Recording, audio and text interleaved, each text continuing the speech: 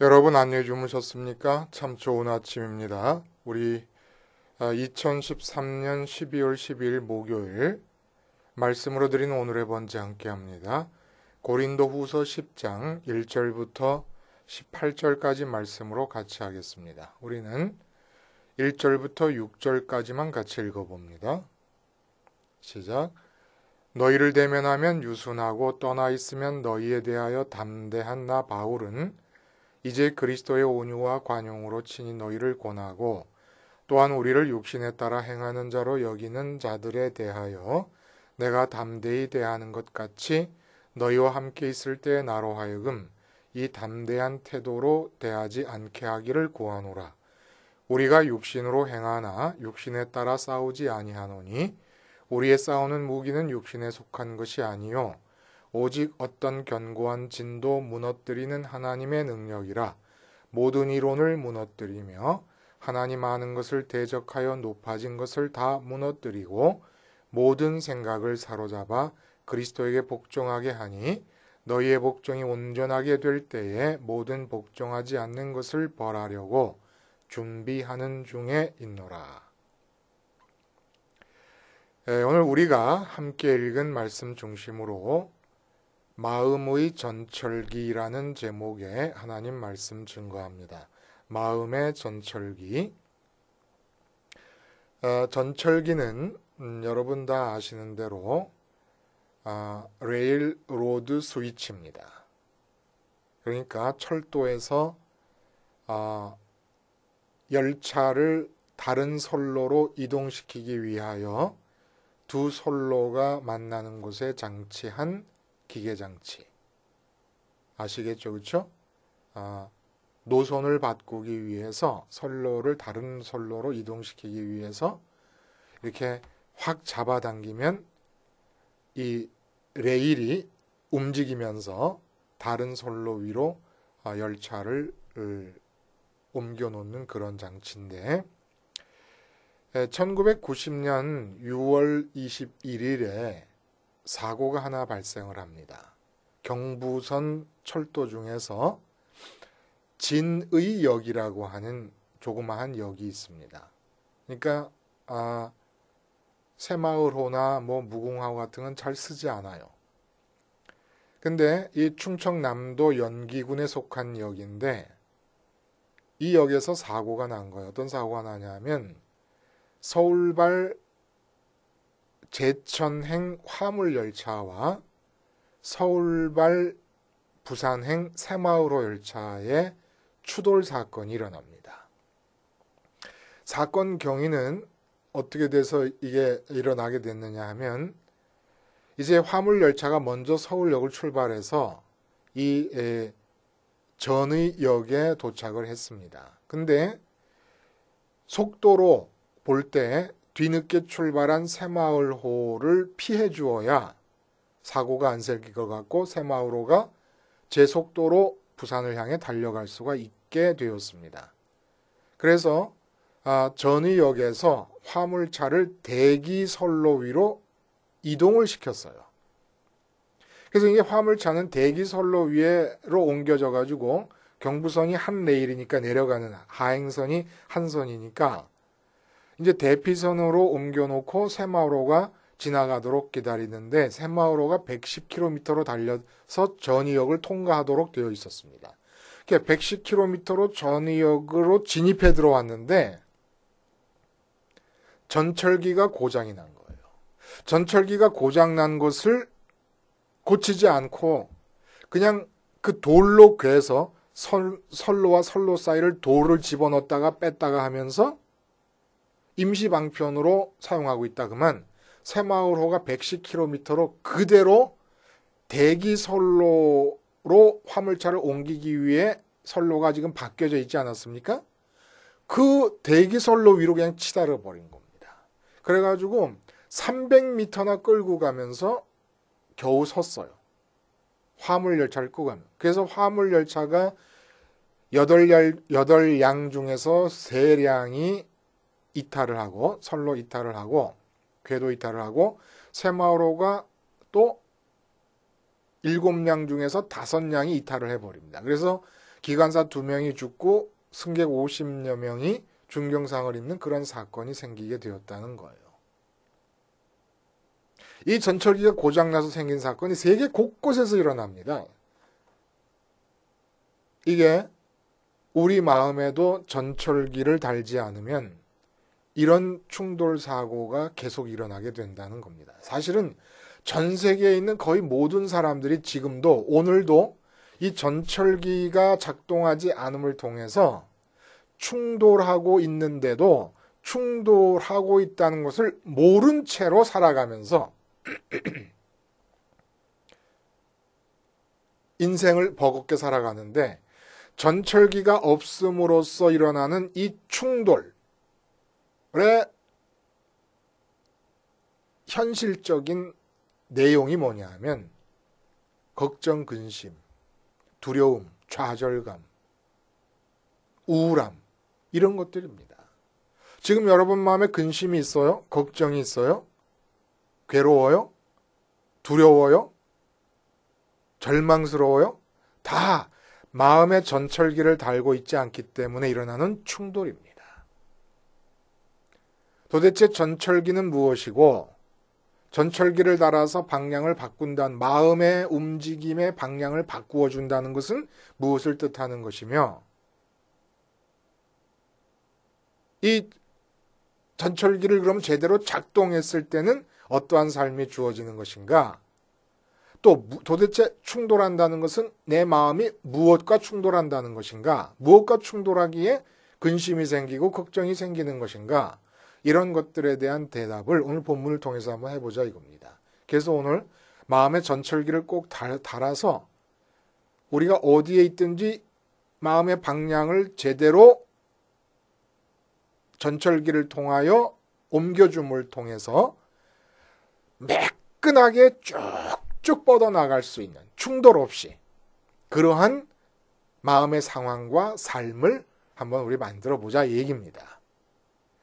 오늘 본문의 내용은 8장과 9장에서 예루살렘 교회를 위한 연보의 얘기를 삽입하듯이 했던 사도 바울이 이제 다시금 그 앞에 7장까지 관통하고 있었던 주제, 사도권에 대한 비난에 대해서 변호하는 그 변호의 톤을 강화시켜서 강경한 어조로 사도권에 대한 변호를 다시 하기 시작합니다. 이 사도권에 대한 변호의 내용은 당연히 비난의 내용과 맞물려 갈 수밖에 없지 않겠습니까? 비난의 내용이 뭐냐 하면 1절에 너희를 대면하면 유순하고 떠나 있으면 너희에 대하여 담대한 나 바울은 요 내용은 바울이 자기 자신을 소개하는 얘기가 아니라 고린도 교회 내에서 몇 명 예루살렘으로부터 흘러 들어와서 지금 고린도 교회의 분위기를 흐트러뜨리고 있는 유대적 율법주의자들의 거짓 선지자들의 말에 휘둘려서 비난하고 있는 내용을 말한 겁니다. 그 내용을 그대로 받아들인 거예요. 나를 향하여 말하기를 사람들 앞에 서면 대면하고 사람들 앞에 대면하면 유순하고 떠나 있으면 담대하다고 말하는데 그래 그런 바울이 이제 라고 얘기를 하는 겁니다. 그러면 대면하면 유순하고라는 이 유순하고라는 말이 좋은 의미로도 사용될 수 있는데 헬라어 원어의 뜻 중에 뭐 어떤 뜻이 있냐면은 비굴하다, 우유부단하다라는 뜻이 있습니다. 그러니까 교인들 얼굴 앞에서는 비굴하게 행동한다는 겁니다. 우유부단하게 행동을 한다는 겁니다. 그리고 교인들을 떠나 있으면 편지질이나 하고 그러면서 편지의 내용을 보면은 사람이 안 보일 때는 제법 큰 소리를 뻥뻥 치는 사람이다 이런 얘기입니다. 그리고 또 비난의 내용이 2절에 우리를 육신에 따라 행하는 자로 여기는 자들에 대하여라고 말하지 않습니까? 근데 그 비난하는 사람들 거짓 선지자들이 사도 바울을 향해서 육신을 따라 행한다라는 문자적으로 이렇게 말하지는 않았을 것 같아요. 육신을 따라 행하는 자로 여긴다라고 하는 말을 미루어 짐작하건대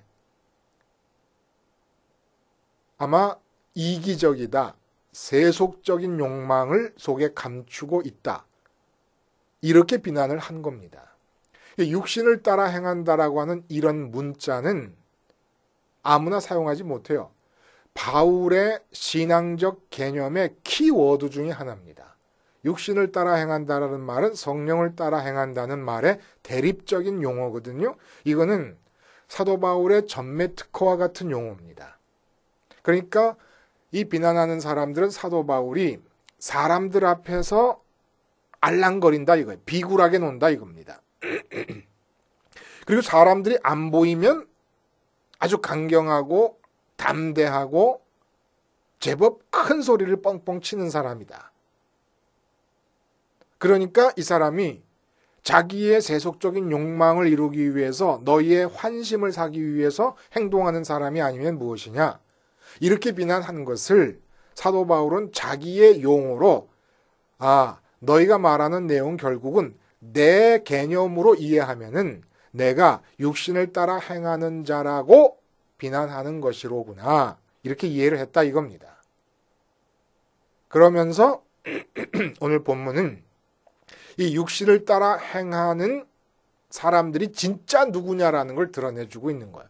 나를 향하여 거짓된 사도라고 비난하고 있는 너희들이야말로 진짜 육신을 따라 행하는 자들이 아니고 누구겠느냐 라는 얘기를 하는 겁니다.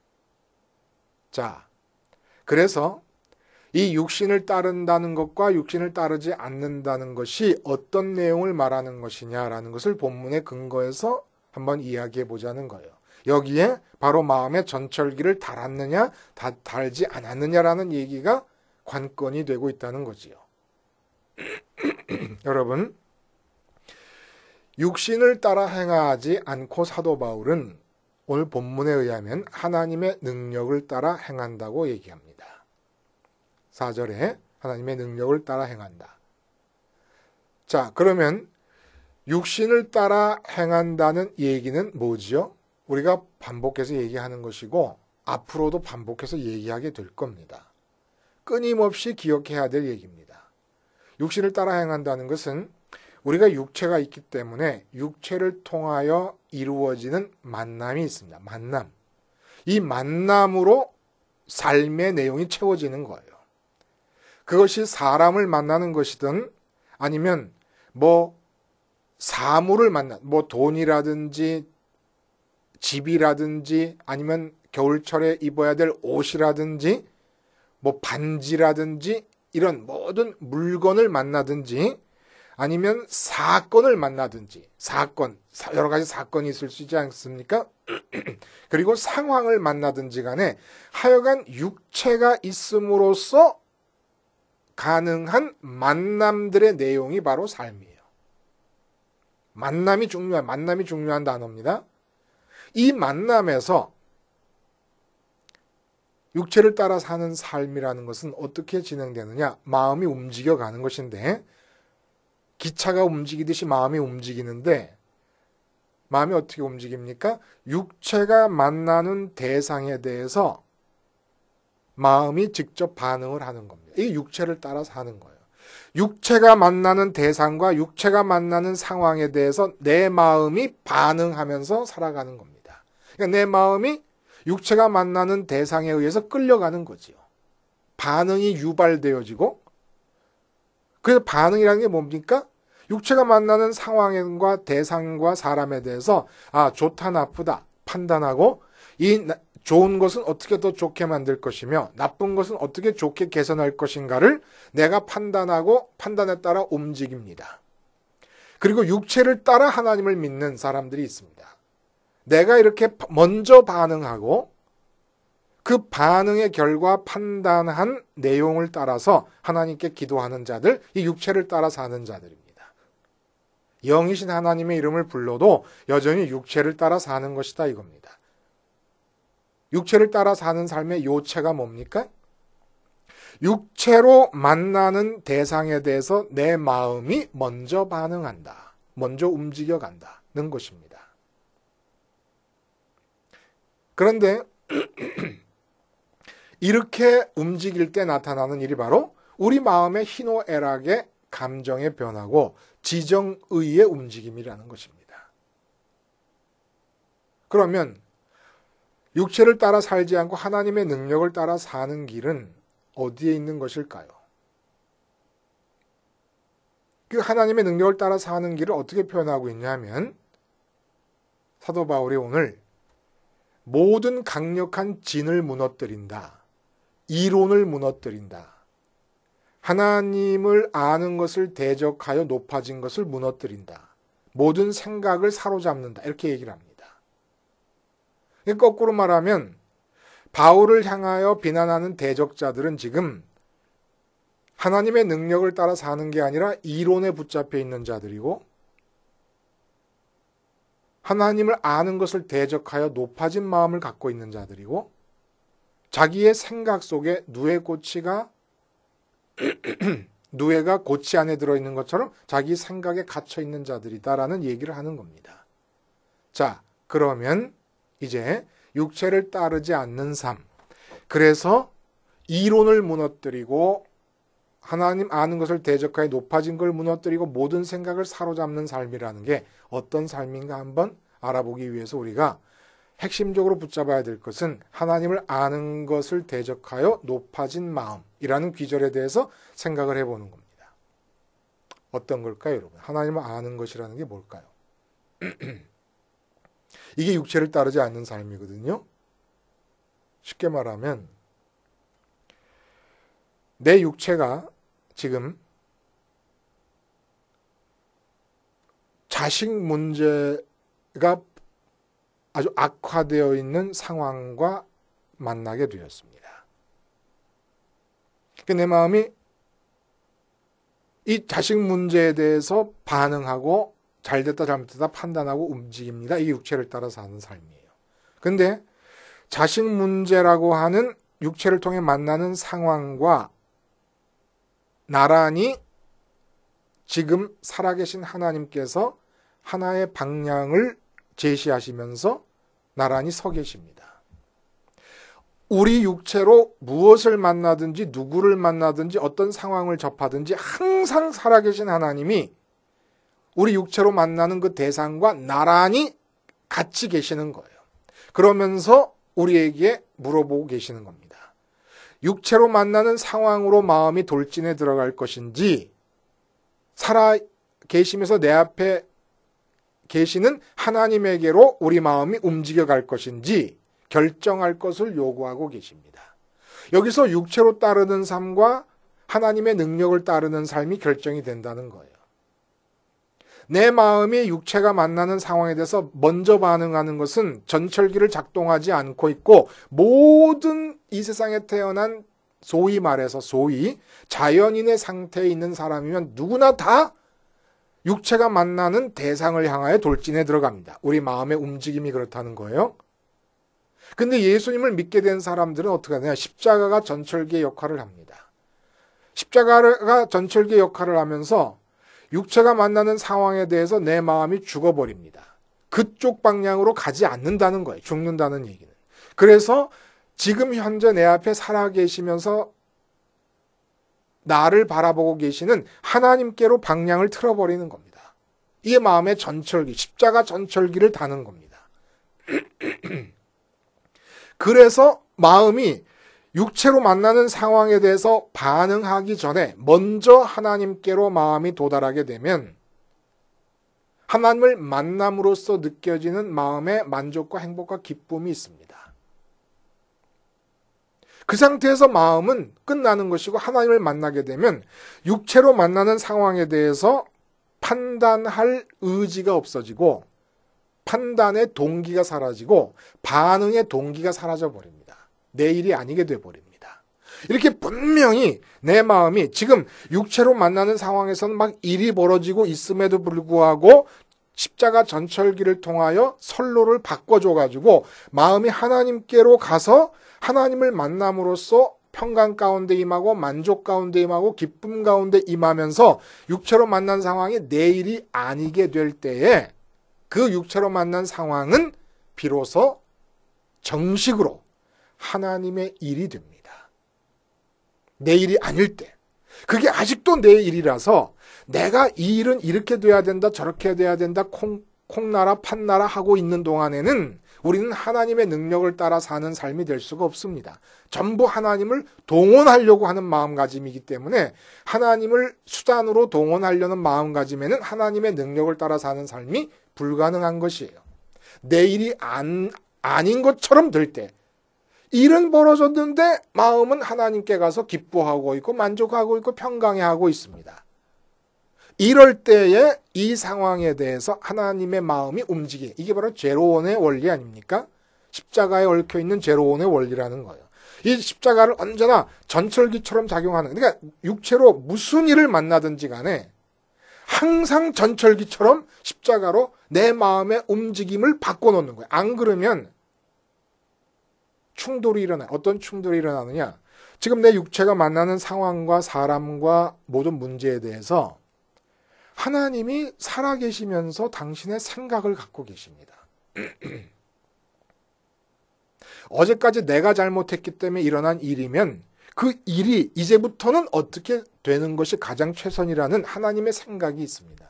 근데 내가 그 하나님의 생각을 무시하고 그냥 내 마음이 하나님께 가지 않고 육체로 만나는 것에 대해서 반응하면서 돌진해 버릴 때 서 있는 화물차와 새마을호가 충돌하듯이 하나님의 생각과 내 생각이 충돌하면서 생기는 게 바로 걱정이고 근심이고 우울함이고 절망감이고 좌절감이라는 거예요. 돈이 없기 때문에 절망감이 생기는 게 아닙니다. 자식이 문제이기 때문에 걱정이 쌓이는 게 아니에요. 내가 이 세상에서 계획하고 있는 게 이루어지지 않았기 때문에 우리 인생이 이 모양 이 꼴인 게 아닙니다. 충돌 때문에 그래, 충돌 때문에. 계속해서 하나님은 살아계셔서 내가 육체로 만나는 모든 사람과 모든 상황에 대하여 당신의 답을 갖고 계시고 당신의 생각을 갖고 계시고 당신의 계획을 갖고 계시는데 우리는 그 하나님에게로 마음이 십자가 전철길을 통하여 먼저 가지 않고 육체로 만나는 상황에 대해 내리치달아 버립니다. 그러니까 하나님의 생각과 충돌이 일어나면서 여기서 일어나는 게 근심이라는 거야. 그러니까 근심이 생겼다 그러면 아, 내가 지금 충돌하고 있구나. 하나님께로 내 마음이 갔다 그러면 근심할 일이 없는 것인데 이렇게 전철기 없이 하나님의 이름을 부르고 예수님의 이름을 부르는 자들이 사도 바울을 비난하고 있다는 얘기입니다. 이런 사람들의 특성이 뭐냐 하면 지금 살아계신 하나님을 찾지 않습니다. 그러니까 이론에 빠져 있는 거예요. 지금 살아계신 하나님은 지금 내가 하나님을 향해 있으면 내게 말씀하시는 분이십니다. 그래서 하나님에 관한 한 생각이 불가능합니다. 이론이 불가능해요. 왜냐하면 여러분 박근혜 대통령이 나와 함께 없을 때는 친구들과 우리들끼리 박근혜 대통령이 어떻다 저떻다 얘기를 할 수가 있어요. 제3의 대상으로 놓고 얘기할 수가 있습니다. 근데 박근혜 대통령이 한 자리에 있을 때는 박근혜 대통령이 옆에 있는데 내가 친구와 함께 박근혜 대통령 그 사람 말이야. 여자지만은 뭐 그런 대로 괜찮지 않아? 괜찮긴 뭐가 괜찮아. 문제가 많아. 이렇게 얘기할 수는 없는 거예요. 하나님에 대해서 그런 겁니다. 하나님에 대해서는 생각하지 말고 지금 하나님을 부르고 하나님과 대면해야 되는 거예요. 사람을 앞에 놓고 그 사람에 대해서 고개 들리고 생각하면 이게 제대로 된 거 아니잖아요.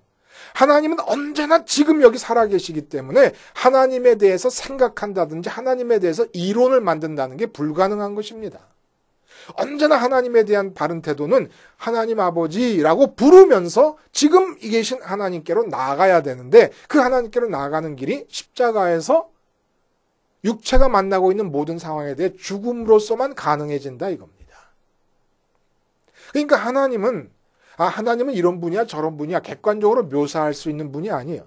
제가 여러분에게 하나님에 대해서 얘기하잖아요. 그거는 객관적으로 묘사하는 게 아니라 지금 내 앞에 계신 하나님, 여러분 앞에 계신 하나님을 내가 소개해 드리는 겁니다. 그러니까 우리가 사람을 소개할 때 내 친구한테 내 다른 친구를 서로 모르는 경우에 소개하는 그런 경우와 마찬가지라는 거예요.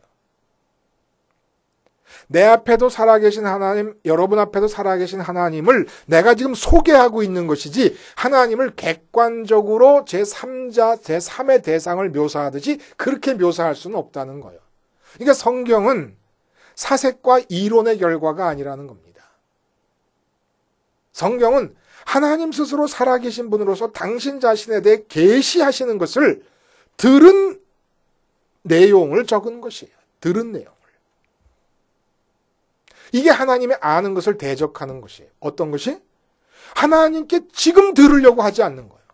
지금 생각을 갖고 계시고 지금 내가 육체로 만나는 모든 상황에 대해 하나님의 의견이 있는데 그 하나님의 살아계신 분으로서 지금 의견을 갖고 계신 것을 들으려 하지 않고 내가 생각을 하고 내가 판단을 하고 하는 이 태도 자체가 하나님 아는 것을 대적하는 거라는 거예요. 왜? 하나님을 알려면 지금 앞에 계시기 때문에 지금 무릎을 꿇는 수밖에 없어요.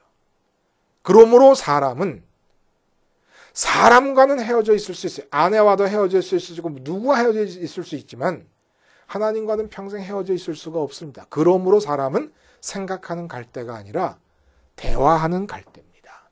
생각이라는 것은 나 혼자 내가 주체가 되어서 혼자 독백을 하는 거예요. 생각이라는 건. 근데 하나님은 언제나 살아서 계시기 때문에 하나님을 알려면 하나님 지금 무슨 생각을 하고 계십니까? 하나님의 생각을 알기 위해서는 무릎 꿇고 하나님을 부르고 하나님을 향하여 기다려야 된다 이겁니다. 이렇게 우리 마음을 하나님의 능력을 따라 사는 그런 마음가짐으로 만들어주는 게 십자가 전철기라는 겁니다. 이 전철기가 작동하지 않을 때 하나님 아는 것을 대적하고, 그러니까 하나님께로 마음이 움직이지 않고 내가 스스로 판단하고 생각하는 높은 자리에 서게 되면서 충돌이 일어나서 우리 마음에 걱정과 근심과 두려움과 좌절감이 생겨난다는 것이지요. 오늘 이후로는 십자가 전철기를 100% 작동하심으로써 언제나 육체가 만나는 모든 상황에 대해서 마음이 가기 전에 내 마음이 달려가는 길을 하나님께로 전철기를 통해 방향을 틀어가지고 하나님께로 먼저 가시고 거기서 내일이 아닌 상태가 될 정도로 내 마음이 만족하고 행복해지고 그래서 버려진 것 같은 이 세상 육체가 만나는 상황에 대해서는 하나님이 당신의 일로 삼으셔서 하나님의 지혜와 능력이 나타나는 삶을 사시기를 바랍니다. 기도하시겠습니다. 하나님 아버지, 마음에 십자가 전철기를 닮으로 해서 언제나 마음은 육체를 따라가지 않고 하나님의 능력에 사로잡혀 사는 삶이 되게 하여 주시옵소서. 예수님의 이름으로 기도하옵나이다. 아멘.